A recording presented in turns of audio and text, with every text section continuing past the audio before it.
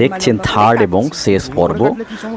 আমরা কালো জিরে ফিশ কারি, আমরা আলু কেটে নিলাম, পেঁয়াজটাকে এভাবে কেটে নিয়েছিলাম, নিয়ে মাছগুলোকে আমরা ভাজতে দিয়েছিলাম। দেখুন ভাজা হয়ে গেছে সুন্দর লাল লাল, এবং আলুটাকে একটা প্যানে তেল দিয়ে সুন্দর করে ভেজে নিয়ে তারপরে পেঁয়াজটা দেবো।